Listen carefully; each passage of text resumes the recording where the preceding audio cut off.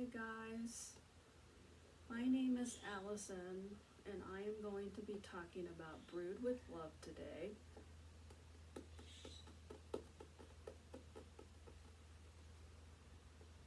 Brewed with Love is authored by Shelly, an African American woman, and this is an LGBTQ young adult fiction novel.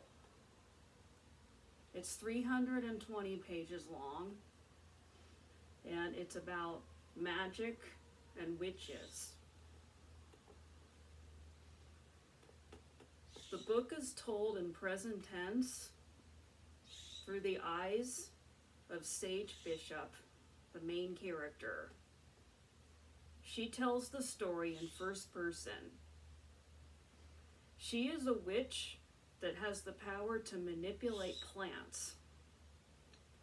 And she and her family own a shop in their hometown of Black Claw called Bishop Brews.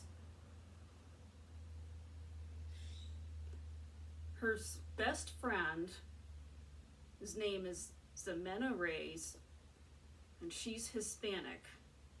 Sage is African American. And at the beginning of the story, Ximena returns after 4 years of mysteriously ghosting Sage after a relationship they once had. And at first, Sage wants nothing to do with Ximena. She doesn't want to see her, she doesn't want to talk to her, because she still holds a grudge against her for ghosting her 4 years ago. But as the book goes on, their relationship becomes close. They get closer and closer until they eventually fall in love.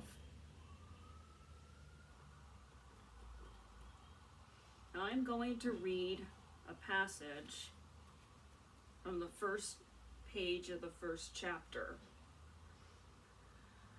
My tonic is out for blood. Raucous green bubbles burst from the mixing pot, spilling over the sides and rushing at my feet like starving mice.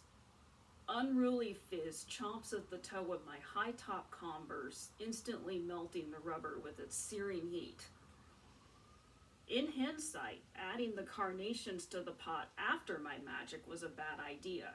Magic brews are fickle, and this one doesn't have neatly printed instructions in my family grimoire for me to follow.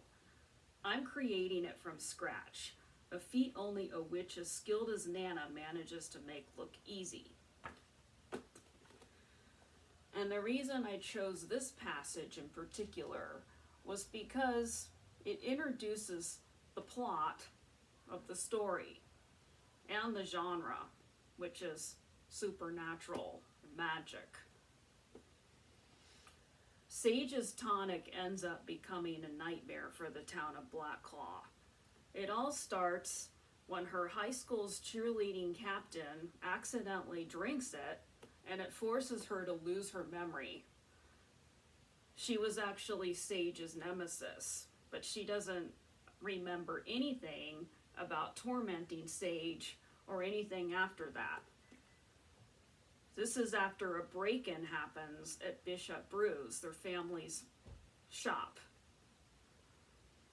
And Sage's tonic is one of the many failures, and one of the many other failed tonics that she has brewed. She has been working hard to perfect the heartache tonic, which is apparently supposed to help her get over her grudges and heartbreak when Ximena ghosted her again 4 years ago.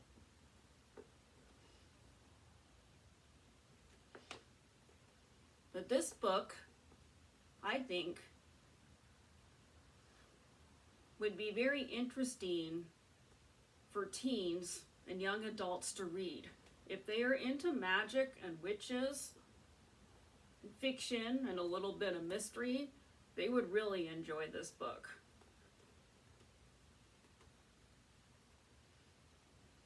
I know I enjoyed it.